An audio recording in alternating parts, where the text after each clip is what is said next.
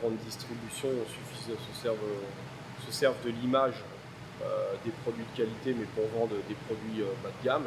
Je pense que le consommateur aujourd'hui s'en rend compte. Et puis je pense qu'il y a une évolution aussi dans la consommation des produits, et les gens se rendent compte que dans les produits industriels, il y a de plus en plus de vacheries, de saloperies, et que maintenant ils veulent revenir à être authentiques. Les produits industriels ont pour vocation de nourrir la population, nos produits ont pour vocation de faire plaisir à la population. Surtout qu'on peut se nourrir 6 jours sur 7 et se faire plaisir 1 jour sur 7.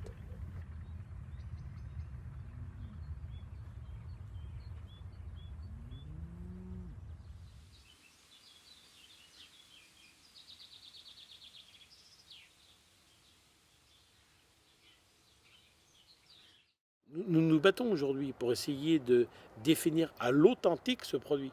Si c'est un fromage au lait cru, il doit être fabriqué au lait cru. Si c'est un fromage qui est fabriqué comme faisaient nos grands-mères, la grand-mère, c'est l'image si vous voulez.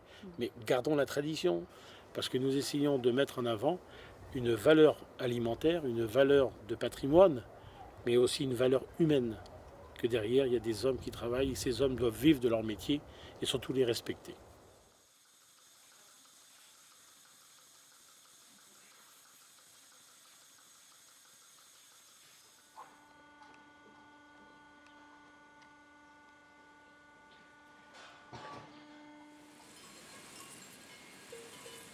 Si vous voulez résister à l'évolution, si vous n'investissez pas, si vous ne suivez pas, ben vous êtes rayé de la carte, c'est tout. Malgré Toutes les la petites qualité. fermes ont été ou sont en voie de disparition.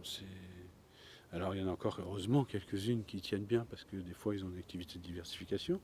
Mais voilà, on a l'impression que c'est l'évolution européenne, mondiale qui fait que vous voyez autour de vous.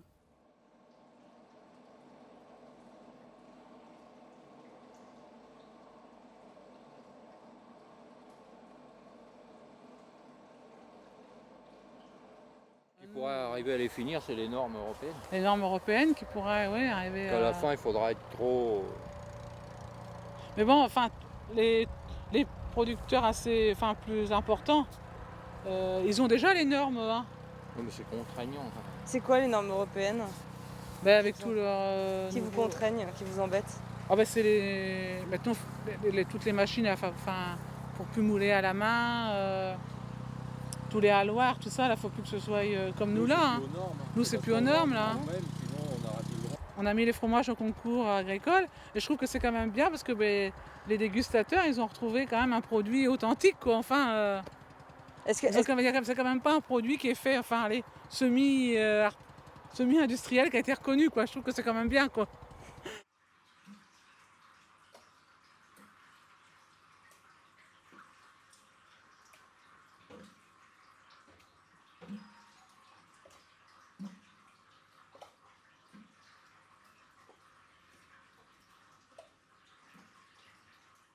Aujourd'hui, celui qui s'intéresse un petit peu à ce qu'il consomme, bon, surtout qu'on est quand même rendu à une époque où les gens sont quand même assez sensibles à ce qui est du bio, ce qui est de l'agriculture raisonnée. Quand tu entends autour de toi tout ce qui se passe sur les maladies, les machins, bon, je pense que les gens ne consomment plus non plus comme des abrutis à bouffer tout et n'importe quoi, n'importe comment.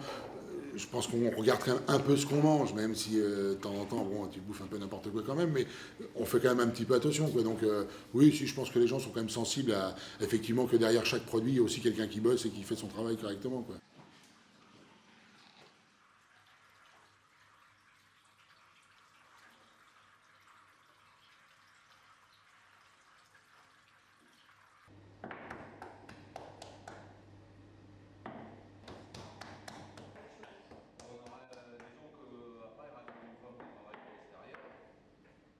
Non, c'est presque 7 sur 7, on va dire. Le week-end, on est obligé de fabriquer le dimanche matin parce qu'on n'a pas assez de fromage. Donc voilà, non, on arrive que c'est dément. C'est dément. Vous prenez des vacances? Jamais. C'est quand vos dernières vacances ou jours Jamais de sans vacances. congé? Ce sont des obligations familiales. C'est maxi 48 heures. Si on part le matin et on revient le lendemain soir, et quand on arrive, on va dans la fromagerie. C'est l'amour du métier. Heureux d'être d'être là à la campagne. Je leur dis toujours, je ne suis pas écolo, hein, mais voilà, quel bien-être d'être là, à discuter avec vous au milieu dans un champ. Je n'ai pas le métro à prendre, je n'ai pas le train à prendre, mais voilà, je bosse, mais avec plaisir, quoi. Avec plaisir. Moi je dis, pour être à une ferme, il faut vivre comme ces vieux gars dans le temps qui sortaient jamais. Tu es dans ton travail, tu y penses pas, mais du jour que tu t'es mis à sortir un peu... On aura envie d'y retourner, quoi. Oui. On aura envie que ce soit jeune, plus souvent. j'aimais pas les vacances, ça me plaisait d'être chez mes parents, que je tractais. À l'entreprise, c'est 7 sur 7, c'est encore pire que le fromage. C'était jour et nuit, mais ça me gênait pas, parce que ça me plaisait. Mais là, ce que vous voulez, c'est vrai qu'on aura envie de repartir, quoi. Une fois que tu as pris l'habitude d'y aller, une année que tu pourrais pas y aller, ça t'embête. Ouais. Avant, je comprenais pas comment que les gens ils disaient qu'il fallait qu'ils aillent en vacances, que sinon ils étaient fous. Mais maintenant, je comprends, parce que moi, on a pris l'habitude, donc on a envie de la retourner. Voilà.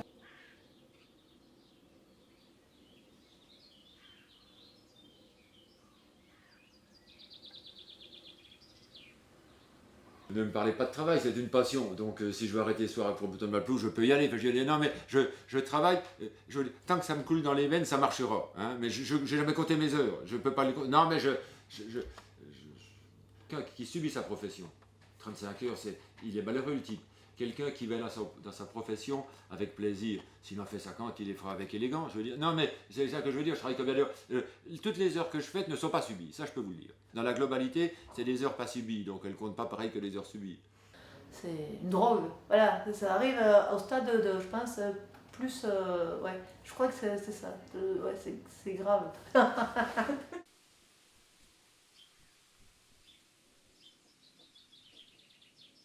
Qu'est-ce que vous faites quand vous êtes en vacances? Je dors pendant 3 jours déjà. Et puis après, non, mais je profite bien. Puis c'est un moment privilégié avec les enfants et tout. Parce que vie familiale, c'est quand même assez c'est aléatoire. Hein. On se voit pas ou rarement. Ma femme est encore aide-soignante. Elle fait soit le matin, soit le soir. Le soir, elle rentre tard, les enfants se coucher ou vice-versa. Le matin, elle les voit pas. C'est moi qui les emmène à l'école. C'est assez c'est tendu, quoi, hein, la vie familiale.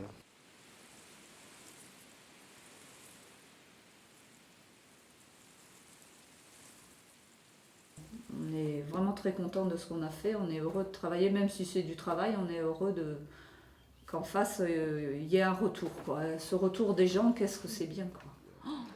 Tu fais, puis quand tu arrives au bout, puis que tu es dans l'assiette, et puis que tu manges avec des copains, puis qu'ils disent putain c'est génial, ben, c'est top, quoi. Franchement c'est top, cette sensation, moi j'adore ça. Tous les ans, il y a des fromages fermiers ou des petites productions qui disparaissent.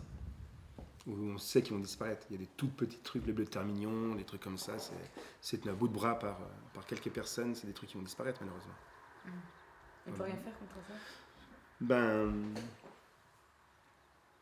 si, on pourrait dire. Il y a toujours des trucs à faire. Hein. Intéresser les gens, réussir à les amener dans ce milieu-là, que les gens soient prêts à transmettre leur savoir, ce qui, à mon avis, ce qui doit se faire.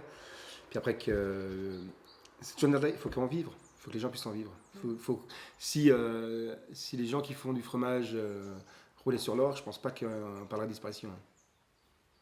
Je crois que c'est aussi simple que ça.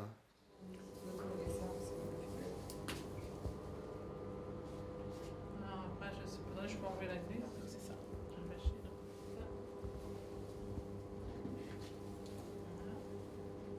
Mais c'est vrai que le problème, effectivement, c'est que trouver des gens qui sont motivés, ça t'en trouves. Mais des gens qui ont de l'argent et qui ont envie d'investir l'argent dans un job où il faut bosser 7 jours sur 7, ça c'est compliqué quand même. Et on a un métier où il faut beaucoup trop de capital. Et le capital, on n'est pas capable de le rémunérer. On rémunère le travail, mais pas avec euphorie, parce que j'ai été de nombreuses années où mes salariés gagnaient plus que moi. Mais moi, je fais 15 heures par jour. Mais bon, on a tenu, et puis voilà, et j'ai entendu le même discours de mes parents. Mais le fait de continuer, eh bien, voilà, on est encore dans la course, quoi.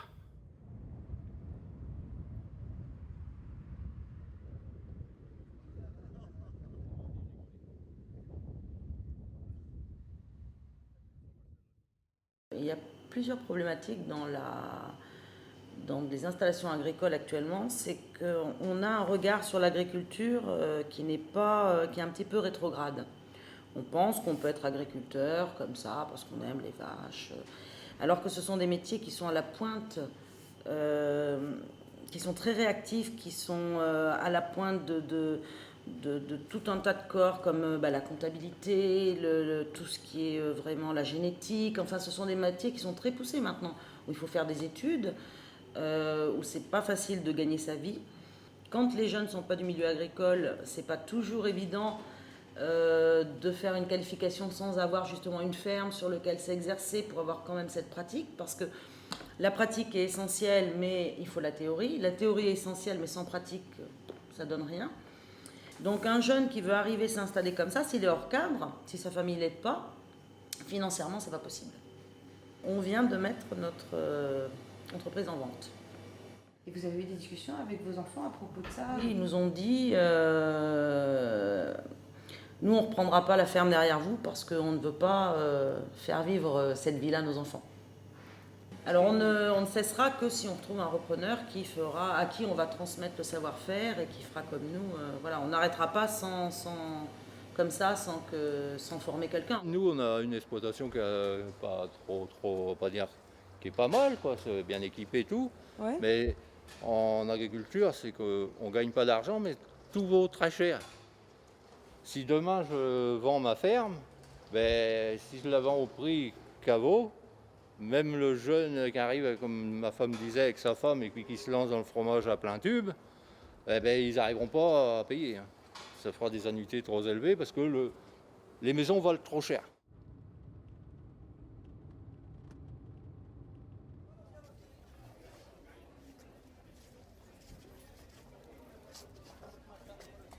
Aujourd'hui, c'est l'accès au foncier, à l'outil de travail, parce que les meilleurs outils, on va dire, sont réservés, ou les meilleurs marchés sont réservés à ceux qui sont déjà dans le système, dans n'importe quel secteur d'activité. Quand on est dans le milieu, on a un réseau, on a des opportunités, et c'est ça qu'il faut acquérir en étant hors cadre familial. Je suis content parce que voilà, j'élève des chèvres qui produisent du lait avec lesquels je fais du fromage et qui nourrissent les gens.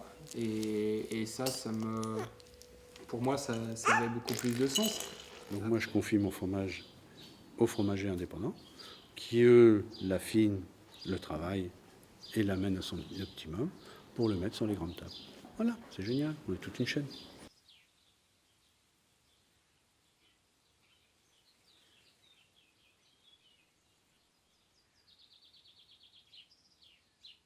Il n'y a pas de vraie région touristique sans derrière une réalité produit. Alors, je me souviens plus s'il avait parlé de fromage ou pas, mais je pense que pour qu'il y ait vraiment une identité touristique sur un secteur, il faut qu'il y ait des produits, il faut qu'il y ait de l'alimentaire. Donc ça veut dire qu'il y a des gens qui vivent du territoire, qui vivent du sol, et finalement tout est lié en fait.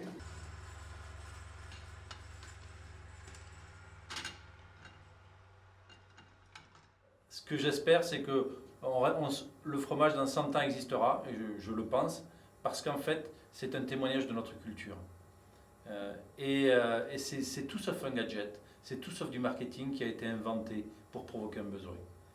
Le fromage existe, il nous relie toujours à quelqu'un. Quand on regarde 1-2 générations derrière, on a de la famille qui était paysanne, qui était en contact de la terre, qui savait ce que c'était que du pain, du vin, du fromage.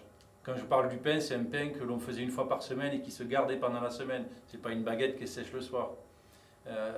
Ça, c'est véritablement un de nos héritages. Donc si demain on le tue, ce chose que certaines personnes voudraient faire, ça serait une catastrophe. Donc revenons sur du vrai produit, sur du produit naturel, avec une diversité de goûts, de textures, de signatures, de terroirs et d'hommes. Et ça, pour moi, c'est important.